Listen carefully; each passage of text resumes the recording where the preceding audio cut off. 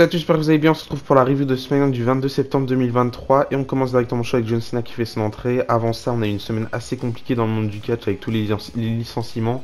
Il y a eu pas mal de noms qui personnellement, je trouve c'était dur à avoir licencié. Dolph Ziggler en particulier, Mustafa Ali, Shelton Benjamin. C'est les trois gros noms que je retiens de ces licenciements qui pour moi n'auraient pas dû être licenciés.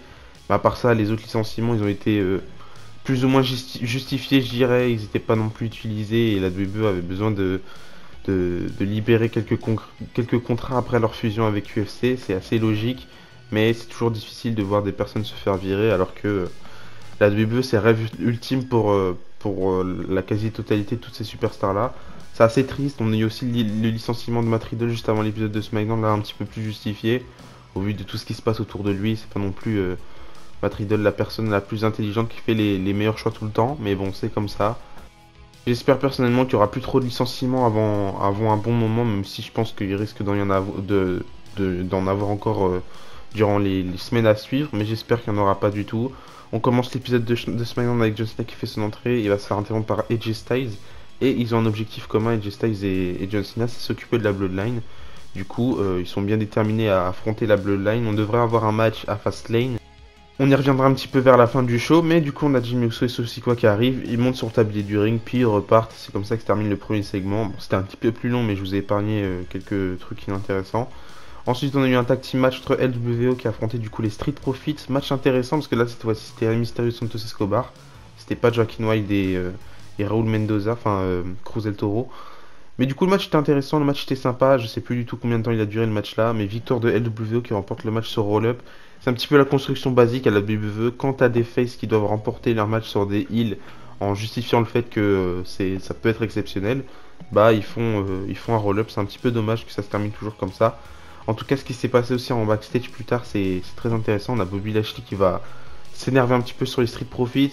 Il va dire c'est fini les costumes, c'est fini tout le package pour vous. Si vous savez pas remporter un match, vous partez. Et si vous voulez vraiment être déterminé à remporter des matchs, à faire quelque chose, vous devez rester. Du coup, Bobby Lashley, il est vraiment déterminé à faire quelque chose avec les Street Profits. Les Street Profits se font gueuler et je pense que on n'aura pas la fin des Street Profits avec Bobby Lashley, mais on aura plutôt quelque chose de grand qui va se construire avec ce groupe-là. Et j'ai quand même hâte de voir la suite. Mais c'est là où on se dit c'est triste parce qu'il y avait Shelton Benjamin, il y avait Cedric Alexander. Bon, Cedric Alexander, il est toujours là, mais Shelton Benjamin est plus là. C'est dommage parce que tu pouvais faire quelque chose avec ce groupe de Bobby Lashley, mais là, c'est un petit peu perdu pour Shelton Benjamin en tout cas. Entre temps, on nous montre un petit clip sur Alba Fire et Isla Dawn. Enfin, on nous crée quelque chose avec eux. Ils ont été ramenés dans le main roster et au final, on n'a pas eu grand chose avec eux, mis à part un match contre Ronda Rousey et Shayna Baszler. Là, on commence à créer des choses avec eux, ça fait plaisir. J'avais peur encore une fois avec tous les licenciements. Il y a pas mal de noms à qui tu penses quand tu penses à licenciement. Donc là, heureusement, ça s'est pas fait et j'espère que ça sera pas par la suite. Mais du coup, j'ai hâte de voir la suite pour elle, du coup. Aussi, on a d'autres segments backstage avec les Usos Jimmy Uso qui veut signer le contrat ce soir, du coup, dans le ring, le contrat pour Fastlane, et J Styles et John Cena contre Sikoa et Jimmy Uso, donc on verra comment ça se passer par la suite. Mais avant ça, on a un match de champion entre Io Sky qui va défendre son titre face à Asuka. Je sais pas pourquoi là sur ce que je suis en train de lire, il est marqué qu'Asuka c'est la championne, alors pas du tout. C'est bien Io Sky qui défend son titre, elle est accompagnée de Bayley et Dakota Kai. Le match était excellent, je vous conseille d'aller voir ce match-là. Il aurait peut-être pu durer un petit peu plus longtemps et il aurait peut-être pu être plus tard dans la carte ou peut-être ouvrir le show. Il a une mauvaise carte il a mauvaise place dans cette carte de SmackDown, c'est un petit peu dommage. Mais en tout cas, le match était excellent, j'ai adoré ce match-là.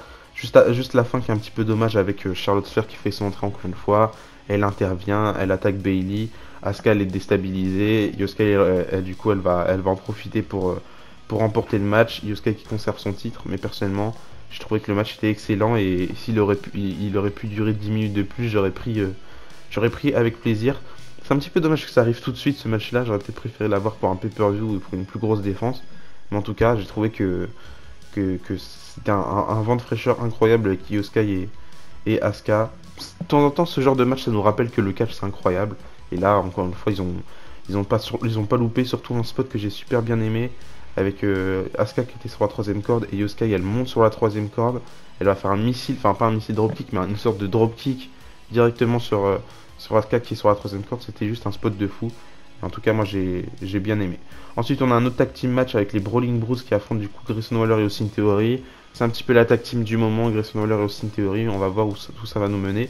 Je pense que surtout il faut construire des trucs pour le pay-per-view en Australie. Pour ceux qui sont pas au courant, Elimination Chamber cette année, ça se déroulera en Australie. On a déjà eu un petit pay-per-view en Australie, c'était Super Showdown, enfin du coup la première version de Super Showdown.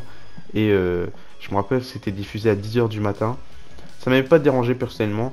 En tout cas, ça change de d'habitude où on doit rester réveillé toute la nuit pour regarder un pay-per-view. Là, 10h du matin, ça change un petit peu les rôles. C'est plutôt les États-Unis qui vont devoir rester réveillés très tard. Donc j'ai hâte de voir ce pay-per-view là. On n'y est pas encore. Il y a encore le Royal Rumble avant, ce World Series avant, Fastlane avant. Il y a plein de pay-per-view avant ça. Mais peut-être qu'ils sont en train de créer une tag team Grayson Waller Austin Theory exprès pour ce pay-per-view là. Donc je sais pas trop. Ils remportent le match, tant mieux. À côté de ça, les Brawling Brutes, ils n'ont toujours pas de victoire, ils n'ont toujours pas de projet, mis à part Bush qui fait son petit chemin du côté d'NXT dans le tournoi pour le NXT, j'ai oublié le nom, le trophée de NXT, enfin bref. Mais à part ça, il n'y a pas trop de plans pour les Brawling Bros avec Ridge Holland et Sheamus, mais on verra bien par la suite. Normalement, on devrait avoir les équipes qui devraient se séparer prochainement, donc pourquoi pas. Mais du coup voilà. Et enfin on termine avec le main event, enfin il n'y a pas de match, mais on a John Cena qui fait son entrée. Il arrive dans le ring, il signe directement le contrat, je crois qu'on a Adam Pearce qui est dans le ring. Et on entend la musique d'AJ Styles, sauf que AJ Styles il est pas là. On a une vidéo en backstage où AJ Styles s'est fait attaquer, il va partir en ambulance. Donc il aura pas signé le contrat et encore une fois c'est une bonne tactique de la Bloodline puisque ils ont attaqué AJ Styles. John Cena il a déjà signé le contrat. Du coup a priori John Cena il va devoir affronter Sosikoa et Jimmy Uso tout seul. Du coup, John Cena il va en backstage pour s'assurer que AJ Styles va bien, mais avant ça, on a du coup Sosikoa et Jimmy Uso qui font leur entrée. Jimmy Uso il prend la parole, il dit que c'est ce qui se passe quand tu attaques la Bloodline, c'est ce qui se passe quand tu essaies de te frotter à la Bloodline. Et ce que aurait dû faire John Cena, c'est se barrer très très loin, même pas signer le contrat. Donc là, John Cena il revient. Il se fait attaquer par Sosikoa et Jimmy Uso, bien évidemment. Et on termine le show avec Jimmy Uso et Sosikoa qui sont au-dessus de John Cena qui est par terre. Et pour l'instant, à Fastlane, on aura du coup John Cena contre Sosikoa et Jimmy Uso tout seul. Peut-être qu'on aura un partenaire pour John Cena. Beaucoup pensent à The Rock. Possible en vrai. C'est possible, mais aussi c'est possible d'avoir un handicap match avec John Cena qui affronte les deux membres de la Bloodline. Ça me choquerait pas personnellement. Et puis c'est un petit peu l'affaire de toujours. Un Super Cena il peut affronter tout le monde, il peut affronter un roster entier s'il faut. C'est John Cena, ça reste John Cena, peu importe l'âge qu'il a. Donc pourquoi pas. En tout cas, je suis quand même assez hype par ce pay-per-view de Fastlane. Il y a eu l'affiche qui est sortie avec John Cena qui est en tête d'affiche. En tout cas, ça me hype plutôt pas mal, je trouve, ce pay-per-view là. Et j'aime toujours assez le programme. Je pense que par la suite, j'ai vu quelqu'un qui avait fait une théorie sur Twitter qui disait que par la suite, on pourrait peut-être même avoir un affrontement entre AJ Styles et John Cena. Celui qui remporte le match affronte Roman Reigns à Crunchyroll. Donc pourquoi pas en vrai. Je sais que John Cena il est encore là présent pour un petit temps. Enfin, c'est peut-être les dernières semaines où il est présent à la WWE. Mais si on peut construire 2-3 choses avec John Cena avant qu'il soit trop tard, pourquoi pas. Surtout qu'il est en fin de carrière. Et pendant que c'est la grève à Hollywood et qu'il n'y a plus trop de tournage pour l'instant, John Cena il peut encore profiter un petit peu et peut-être The Rock aussi par la suite. On verra bien. En tout cas, je trouvais que cet épisode de SmackDown était assez bien. Il y a eu pas mal de nouvelles choses qui ont été construites. Ça fait plaisir.